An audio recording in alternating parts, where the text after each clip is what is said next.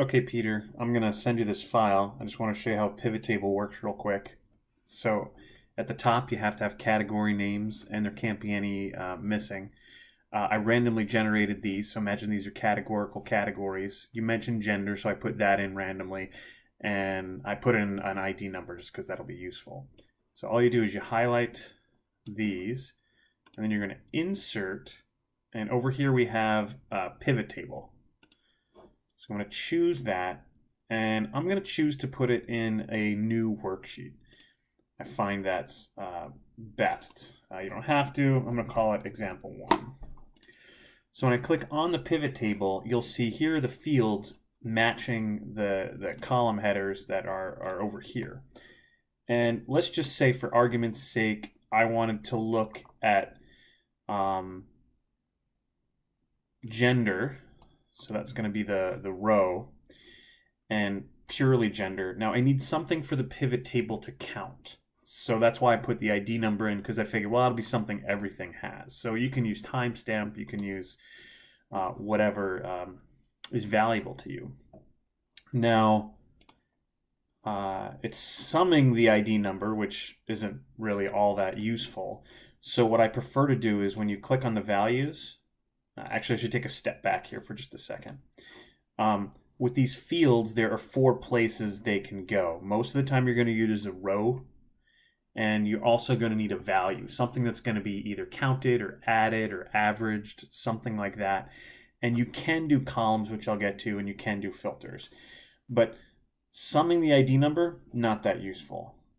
Let's do count. So what I'm going to do is I'm just going to click this little down arrow here, and I'm going to click on value field settings, and we have a couple, there's about a dozen mathematical things you can do with it. We're going to do count. So okay.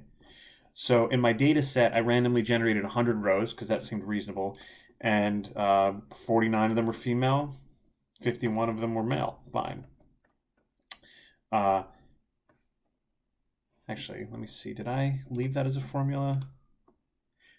I guess I'll just leave it as a formula. This is randomly generating those. So every time the spreadsheet recalculates, like if I was to hit F9, those regenerate. But I'll just leave it like that for now. Now, one thing I can do is I can data refresh all, and these numbers update. But back to the task at hand. So here's our pivot table. We've chosen to use the row of gender.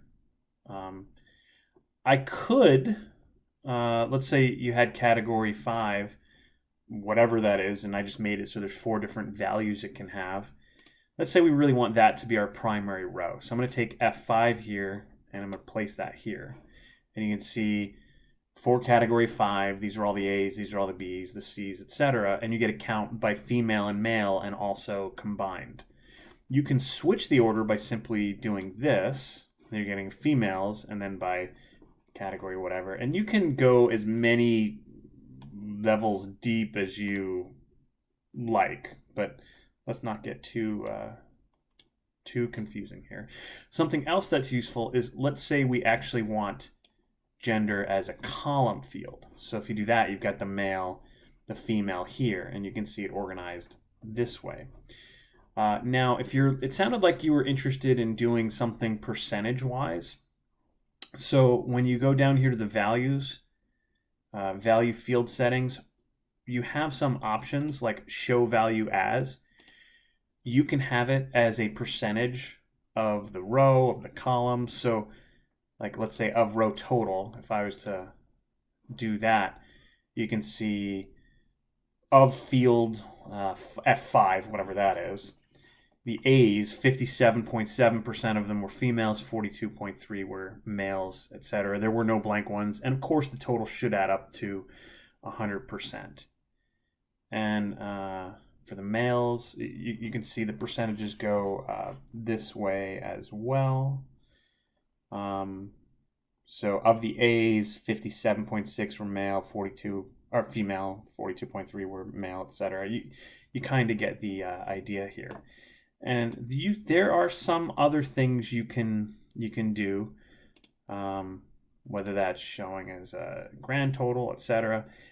I think at this point, that's probably enough to digest. Let me know if there's anything else you can do, but it's actually really simple to do. You just put in your data, you highlight the columns, you insert pivot table.